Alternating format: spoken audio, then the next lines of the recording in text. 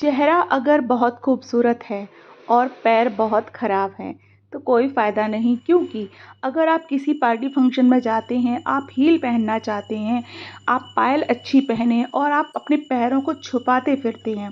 ऐसा होता है, आप रोड पर जा रहे, रास्ते पर जा रहे, किसी की नज़र आपके पैरों पे पड़ जाती तो लोग कहते पैर कितने गंदे, चेहरा तो बहुत खूबसूरत, बस इसका पैर नहीं अच्छा है। फिर हमें उसको लेकर बहुत इरिटेशन होती है। हम शॉर्ट्स नहीं पहन पाते हैं, हम चूड़ी वाली सलवार नहीं पहन पाते, लेगी वगैरह बहुत सी चीज़ें नहीं पहन पाते हैं।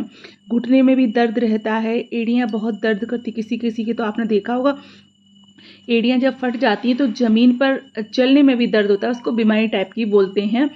तो क्यों ना हम जीरो बैलेंस में कुछ ऐसा बना लें जिससे आपकी फटी एड़ियों का इलाज आपको तुरंत मिल जाएगा। कभी कभी मेरी भी एड़ियाँ फट जाती हैं, ऐसी नहीं कि मेरी एड़ियाँ नहीं फटती हैं। तो मैंने यहाँ पर एक प्याज लिया था। सलूशन बहुत ही अच्छा है, बिल्कुल ओरिजिनल है, कुछ भी ऐसा नहीं है। प्याज आप एक दो जितना चाहें बट कम ही रखना है।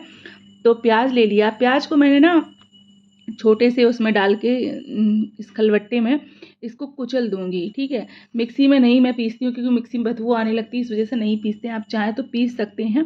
इसको कूटना है, इसका मैं बारीक सा पेस्ट बना लेना है प्याज का, इस तरह से। उसके बाद अगेन जो चीज़ हमें लेनी है, आप देखो ये हमारा कुट गया था। तो प्याज की तासीर गर्मी में बहुत ठंडी होती है, ठीक है। अगेन हमें जो चीज़ लेनी है वो है नीम की छाल।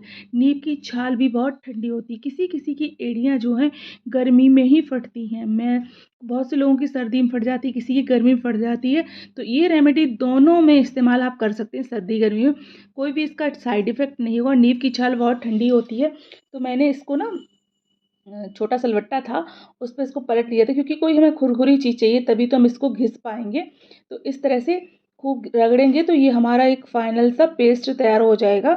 इसको आप फेस पर भी लगा सकती हैं, अगर आपके पिंपल्स हैं, कहीं खुजली हो रही है, इचिंग हो रही है, उस जगह पर भी आप इसको इस्तेमाल कर सकते हैं। तो देखिए काफ़ी हद तक हमने इसको इसमें से निकाल लिया था, इस तरह से। देखो, पानी में डाल लीजिए, पानी थोड़ा डालेंगे तभी ऐसा हो पाएगा।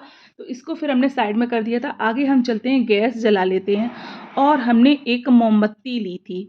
आपके पास कलर वाली हो तो वो ना लें, वाइट लें, वो ज़्यादा अच्छा है, क्योंकि कलर में भी केमिकल रहता है। तो मैंने वाइट वाली मोमबत्ती ली थी, इसको हमें पिघलाना है। अभी मैंने एक ही ली थी, अगर आप ज़्यादा बनाना चाह रहे हैं तो आप दो ले लें, ठीक है। तो ये देखो हमारी पिघल रही थी। बहुत लो फ्लेम में इसको करना है, वरना आग लगने का भी डर रहेगा।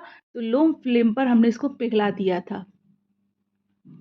जो भी चीज़ें आपको करनी है वो ठंडा होने पर ही करेंगे, वरना बहुत दिक्कत हो जाएगी। अब ये जो हमारा इसमें जो धागा है, इसको हम साइड में कर देंगे। देखो, मैंने बहुत ज़्यादा नहीं जलाया, लो फ्लेम पर ही रखा था, जिससे कि हमारा पैन भी जल ना जाए। अब ये हम अपना धागा जो है इसको अलग कर देंगे और इसको हम ठंडा होने के लिए थोड़ी देर के लिए छोड़ देंगे। अगर गर्म होगा तो ऑटोमेटिक पिघलता रहेगा, गर्मी होगी।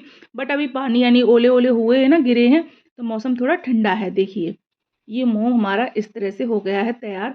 मैंने एक पेपर रख दिया था, क्योंकि हमारी ग्लास जो थी कहीं जल ना जाए, इस वजह से।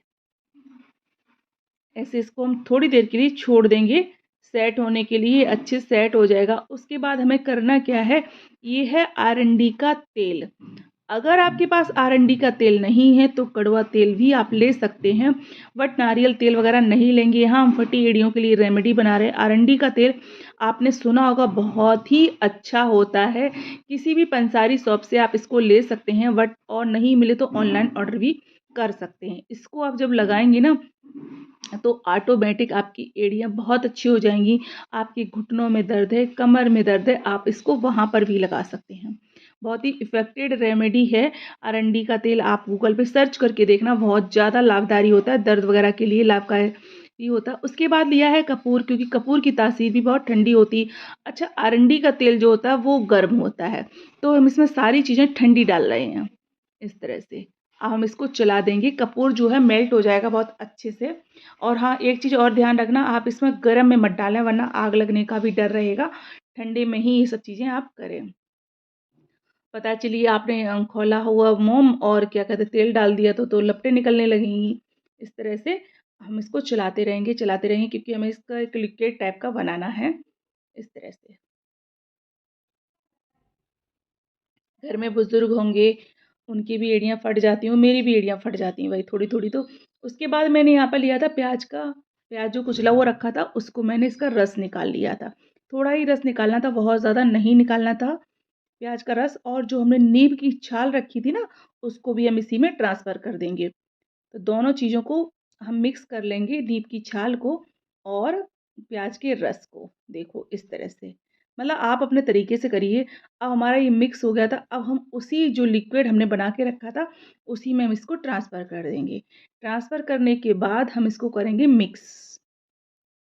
जो चीज़ें तैयार हो गई थी, अगर मोम थोड़ा गरम लग रहा है तो हल्का-सा पिघला सकते हैं आप, हल्का-सा। बट मैं इसको इसी में ऐसे ही मिला के तैयार कर दूँगी। मुझे पिघलाने की ज़रूरत नहीं पड़ेगी क्योंकि ये हो जाएगा तैयार हमारा। एक बहुत ही अच्छी रेमेडी बन के तैयार होने वाली है और आप जब इसको एप्लाई करेंगी ना, तो आप ये सोचेंगे कि सच में आपने हमें कमाल की रेमेडी शेयर करी थी। हमारे घुटनों का दर्द, किसी-किसी के ना यूरिक एसिड बढ़ जाता है, तो बॉडी के किसी भी पार्ट्स में दर्द होने, गठिया-वठिया जो बन जाती है, उसमें भी बहुत ज़्यादा रिलीफ़ मिलता है इस रेमेडी से। तो आप इसको बनाकर, अरे आप इसको 2-4 क्या 2-1 महीने के लिए भी स्टोर कर सकते हैं, किसी क्रीम की डिब्बी में भर के रख लीजिए या किसी भी चीज़ में भर के रख लीजिए, तो आप इसको आराम से अप्लाई करें, कोई भी दिक्कत नहीं होगी आपको। देखो ये देखो, इस तरह से ये बन के हुआ था रेडी। और हम इसको खूब अच्छे से चलाते रहेंगे कि जो भी चीज़ें हमने इसमें डाली हैं ना, वो इसमें बहुत अच्छे से मिक्स हो जाएँ। और आप एक बार ज़रूर करके देखें मेरे इस बताए हुए तरीके से, आपको फटी हुई एड़ियों से बहुत ज़्यादा निजात मिलेगी। आपको कोई क्रैक क्रीम वगैरह क्या होता है, मुझे तो उसका सही से नाम भी पता नहीं है।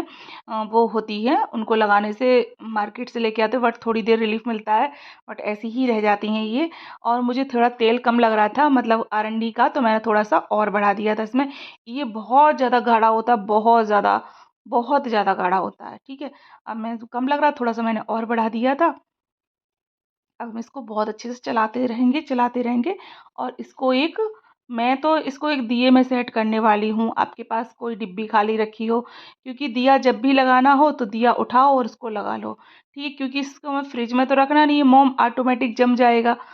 इस तरह से देखो कितना अच्छा ये तैयार हुआ है। उसके बाद खाली दिया, जैसे मैं बता रही हूँ आपको, उसमें लेकर इसको ट्रांसफ़र कर देना है, सारा भर के रख देना है इस तरह से।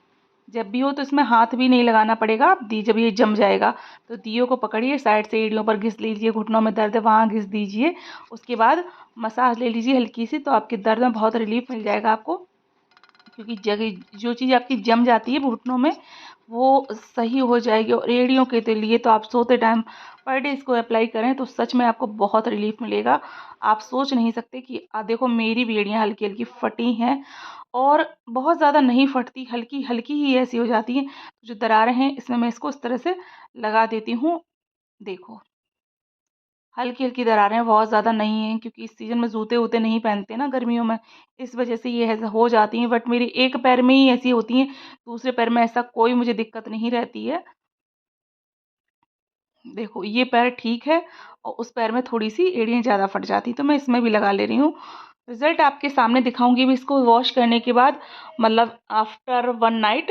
उसके बाद मैं आपको दिखाऊँगी कि मेरे पैर कितने अच्छे हो गए थे लगाने के बाद। इसको लगाकर पूरी रात तो सोना ही सोना है आपका, 2 मिनट में हो जाए, तो 1 दिन में थोड़ी ना हो जाता। देखिए आप कितने अच्छे से मेरी एड़ी ठीक हो गई थी, बहुत ज़्यादा भर गई थी। तब तक के लिए टेक केयर, बाय बाय, मिलते हैं नेक्स्ट वीडियो में।